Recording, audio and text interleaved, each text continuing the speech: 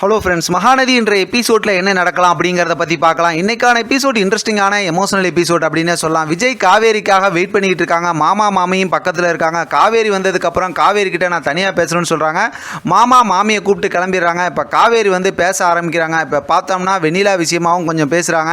என்ன என்கிட்ட சொல்ல வந்த அப்படிங்கிற மாதிரி சொல்லும்போது தான் இப்போ வெண்ணிலா கிட்ட நமக்கு கல்யாணம் ஆன விஷயத்தை சொல்லிட்டியா அப்படின்னு கேட்கும்போது ஒரு கட்டத்தில் விஜய் நான் வேணா இப்போ ஃபோன் எடுத்து சொல்லிட்டுமா அப்படிங்கிற மாதிரிலாம் ஃபோன் எடுக்கிறாரு. இல்லை வேணாம் அப்படிங்கிற மாதிரி சொல்லிடுறாங்க. ஆனால் இன்றைக்கான எபிசோடில் காவேரி ரொம்பவுமே எமோஷனலாகி அழுகுறாங்க. விஜயோட கையெல்லாம் பிடிச்சிக்கிட்டு நான் அப்படிங்கிற மாதிரி அந்த விஷயத்த சொல்ல வராங்க. ரொம்பவுமே சூப்பரான மூமெண்ட்டாக இருக்குது. விஜய் ரொம்ப ஆர்வமாக கேட்குறாரு.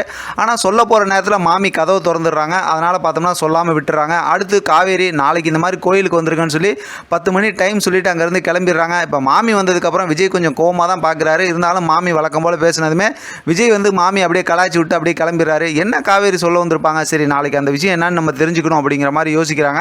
அடுத்து விஜய் வாக்கிங் வந்துட்டு இருக்காரு. அப்போ பார்த்தா சாரதாவும் வாக்கிங் வந்துட்டு இருக்காங்க. இப்போ சாரதா கிட்ட பேசுகிறாங்க, நீங்கள் கான்ட்ராக்ட் போட்ட அந்த விஜயை தான் பார்ப்பீங்களா, மற்றபடி என்னை பார்க்க மாட்டீங்களான்னு சொல்லி ரொம்பவுமே எமோஷனலாக பேசுகிறாங்க. சாரதாவும் பார்த்தா அதான் காவேரியோட அம்மாவும் பார்த்தோம்னா ரொம்ப கோவமாகவும் எமோஷனலாக தான் பேசுகிறாங்க.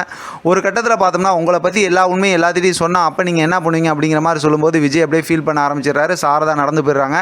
அடுத்து இங்கே வீட்டில் பார்த்தோம்னா வெண்ணிலா அந்த நர்ஸ் இருக்காங்களா கூட அவங்கள்ட்ட வந்து ரொம்பவுமே பிரச்சனை பண்ணுறாங்க. விஜய்க்கு ஃபோன் போட்டு கொடுங்க, உங்கள் ஃபோன் நம்பர் கொடுங்கன்னு சொல்லிட்டு அவங்க ஃபோனை வாங்கிலாம் நம்பர் போடுறாங்க. அது வேறு நம்பருக்கு போயிடுது. இப்போ ரொம்ப கோவப்பட்டு வெண்ணிலா அந்த ஃபோனோடு அப்படியே வெளியில் வராங்க. பின்னாடியே நர்ஸ் வராங்க.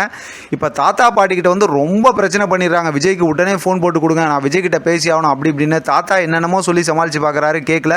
ஒரு கட்டத்தில் பாட்டி வந்து விஜய்க்கு ஃபோன் பண்ணி இந்த விஷயத்தெல்லாம் சொல்கிறாங்க. நான் வர வரைக்கும் கொஞ்சம் சமாளிச்சிங்க, நாளைக்கு நான் ஒரு முக்கியமான வேலை இருக்குது, 10 மணிக்கு ஒருத்தவங்களை பார்த்துட்டு நான் அதுக்கப்புறம் வரேன் அப்படின்னு சொல்லும்போது காவேரி அதெல்லாம் முடியாது, நீங்கள் வந்து இப்போயே வந்தாகணும் அப்படிங்கிற மாதிரி சொல்லிடுறாங்க. இப்போ 10 மணிக்கு இன்னொரு நேரம் டைம் இருக்குது, இப்போ 8 மணி தான் ஆகுது, அதனால் நீ வந்துட்டு போ அப்படிங்கிற மாதிரி பாட்டி சொல்லிடுறாங்க.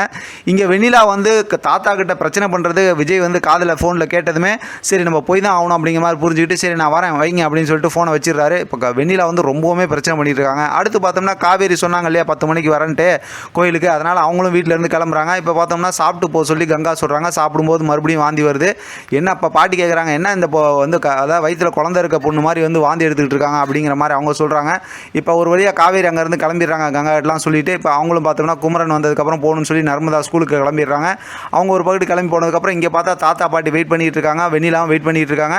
இப்போ பார்த்தா விஜய் வராரு. விஜய் வந்து வீட்டுக்குள்ளார நுழைஞ்சுமே விஜய்னு சொல்லி ஓடி போய் அப்படியே கட்டி பிடிக்கிறாங்க. விஜய் வந்து அப்படியே வெண்ணிலாவை தள்ளி விடுறாங்க.